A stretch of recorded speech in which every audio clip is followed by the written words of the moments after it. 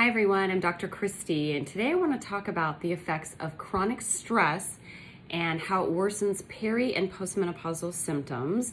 Not only that, I will share with you ways that the symptoms of chronic stress are very similar to the symptoms of peri and postmenopause. And at the end of this video, I will share with you 3 tips or 3 ways that you can help moderate or lessen the stress response so that those peri-postmenopausal symptoms are not as bad for you. So let's dive in. Before we get into the stress response, I want to talk a little bit about peri-postmenopause. So perimenopause just simply means it's a transition phase of a woman's cycle where she starts having symptoms of hormone decline in preparation for the period actually stopping completely for 12 months. And that would be menopause, where she hasn't had a period for 12 months, period's not coming back. Perimenopause is just the years leading up to that. And it's usually anywhere between 3, 4, 5 years up to maybe 8 or 10 years until menopause. So stress, most of us know what stress is. We're humans, so therefore we have experienced stress at varying times in our life, different levels of mildness, moderate to severity. Some people are going through short bursts of stress. That would be acute stress. That's something that the body is designed to withstand. The body knows how to adapt to cases of short-term stress. Chronic stress, on the other hand, is where this goes on for maybe weeks to months to years, sometimes decades for some people. And that's where it starts to have detrimental effects on the body, the entire body. It really affects the female menstrual cycle and the female menstrual hormones, and we'll talk all about that today.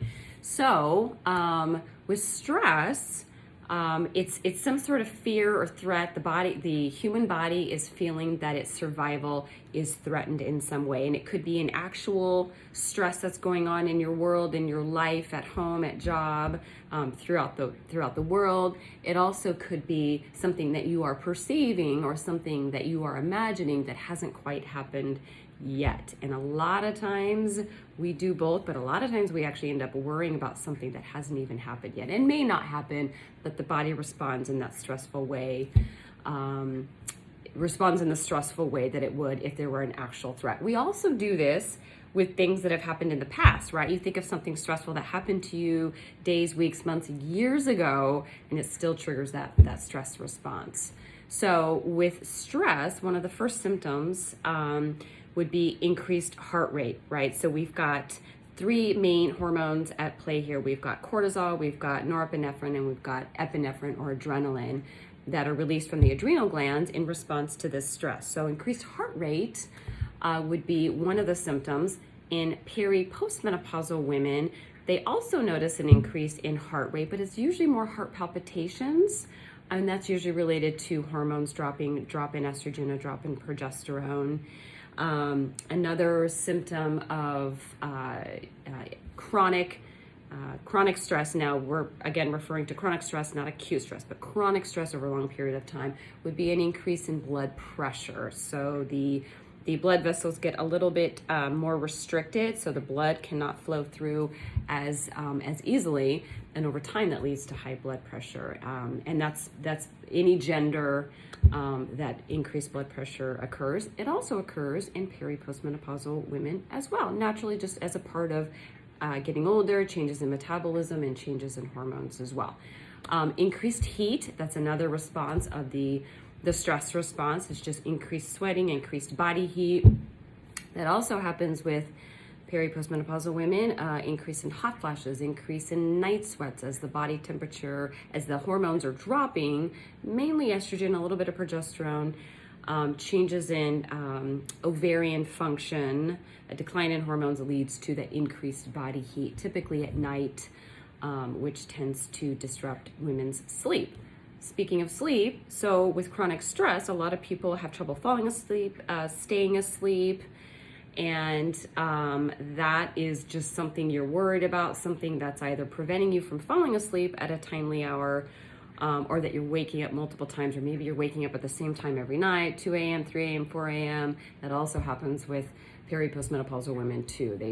The hormones have dropped, and either you're waking up because of a hot flash, or the progesterone has dropped so low, you're just waking up and it's a little more difficult to fall back to sleep.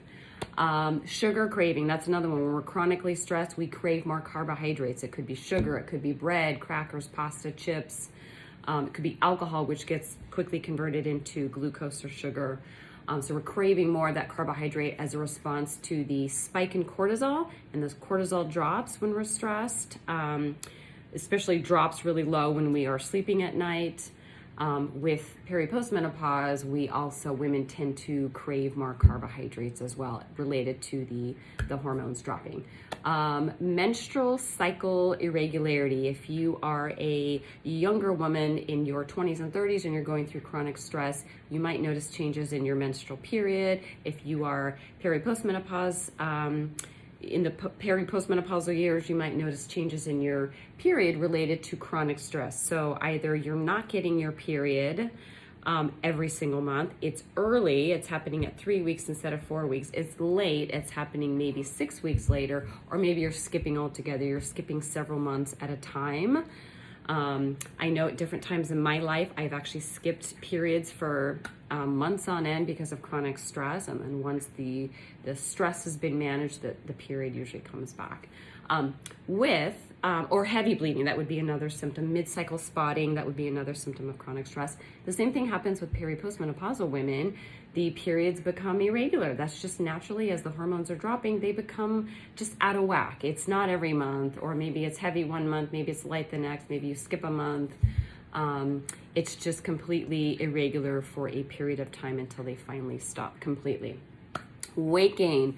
We are chronically stressed. We have more cortisol being consistently overproduced, and it leads to more abdominal belly fat, or just weight gain in general. It also could be tied to the carbohydrate craving, which leads to more calorie consumption. The same thing happens for postmenopausal women, more abdominal weight gain, drop in hormones, drop in testosterone, estrogen, progesterone. It leads to more belly fat, where there's a little bit more insulin resistance and the metabolic rate goes down, and it's much harder to burn through the fat reserves as the hormones start to drop, regardless of exercise. Or I shouldn't say regardless, but if you are exercising the same, eating the same, and you're going through hormone changes, just there's a bit more stubborn belly fat that tends to happen for women. And with chronic stress, a lot of women experience, and men too, experience a drop in their sex drive, a drop in libido, because you're preoccupied with something or several things going on in your life. That's the last thing on your mind is procreation or getting together with your special someone, and the sex drive drops. Same thing happens for postmenopausal women. The libido goes down. Testosterone substantially drops for a lot of women in their 40s. Sometimes late 30s, 40s, definitely after 50, it drops for a lot of women. So they start noticing a drop in just their desire. Their sex drive definitely drops pretty commonly. Another one would be increase in, with chronic stress, there's definitely more anxiety, right? More hypervigilance, irritability, maybe impatience with chronic stress.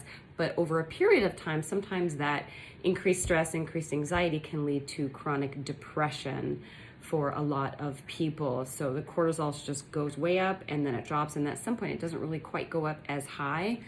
So just with other hormone changes, that can lead to more depression. Same thing happens with postmenopausal women. Mood changes, that's a very common symptom. Increase in anxiety, progesterone drops, and especially progesterone drops right before the period. If you are still having a period, that can lead to more irritability, anxiety, depression, stress. And the depression is also another very common symptom in postmenopausal women, where they are just not quite feeling like themselves. Estrogen isn't as high, testosterone isn't as high, and the mood tends to be just a little bit lower, maybe a little more apathy too, feeling kind of indifferent as well.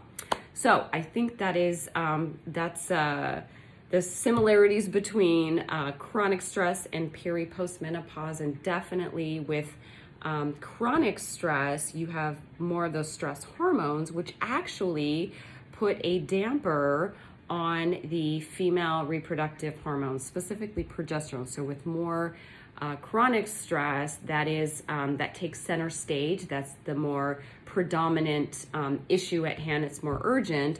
The reproductive hormones take a backseat to that impending stress going on. So it's not usually an ideal time for people to procreate or to think about producing all these reproductive hormones when there's something threatening going on. So those reproductive hormones tend to drop during stressful times, but they're dropping anyways during peri-postmenopause, so it just makes all those symptoms that much worse.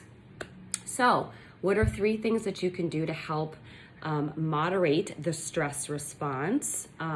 The first one, this is probably the most important, would be consistent exercise, consistently moving your body, a combination of some sort of cardiovascular workouts, a little bit of muscle strengthening or a lot of muscle strengthening, strength training. Exercises are really, really important. And the reason they're important is not just weight loss and weight maintenance and increased energy, but with the increased exercise, it actually increases your metabolism and it increases your body's excretion of those stress hormones.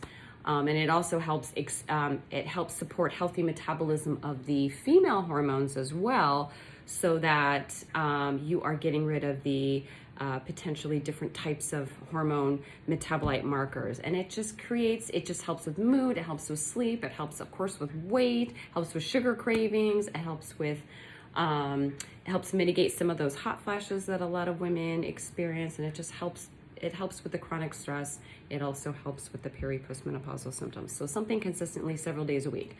The second one would be getting outside, doing something in nature, the healing power of nature, being outside among trees, plants, flowers, rivers, streams, lakes, ocean, being in nature, kind of disconnecting from technology and disconnecting from the stressful things in your life and connecting with nature, connecting with other living things that happen to be plants. And so you're getting in touch with all the senses too, or most of the senses, the visual sense of looking at the beauty, the auditory sense of actually hearing the streams or the ocean or the birds or something in nature. And then also the smell, the breathing in of the oxygen, the smelling the forest, the ocean, something that helps calm the brain wave, so it actually helps diminish the stress response. And that's an easy way to help calm the nervous system too, is being outside, plus the fresh air. There's more oxygen being released from those plants, and we need more oxygen because we tend to breathe pretty shallow when we're stressed. And then the third thing, this is very simple. It's a gratitude journal. So just listing out on a piece of paper, or just simply saying it in your head, 3 to 5 things that you are grateful for. And it could be just that you have a roof over your head. It could be that you connected with another human being today. It could be that you helped somebody that was in need. It could be that you are grateful for your human relationships, and you're grateful for your health, and you're grateful for the music that you're able. I mean, it could be something really, really simple, but it's amazing how being appreciative of the things that are working instead of the things that are stressing you out, being appreciative of the things that are actually positive and actually helping you and serving you and supporting you in some way and making your life better, helps you reframe, so you're focusing on the good instead of the bad. So those are 3 easy tips that you can do to help implement, so that it helps you with the chronic stress, but it also helps lessen some of the symptoms of peri-postmenopause, which tend to be pretty uncomfortable for a lot of women over a period of time.